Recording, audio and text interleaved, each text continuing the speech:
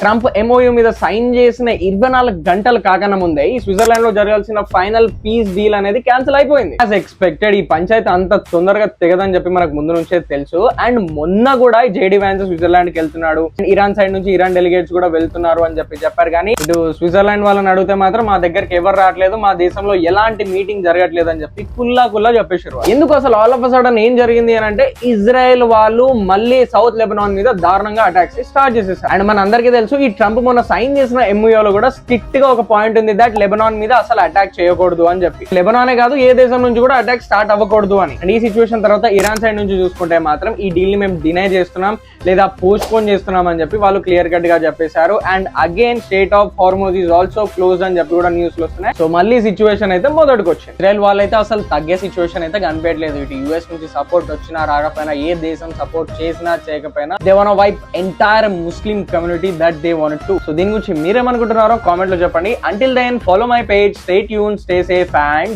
Jai Hind.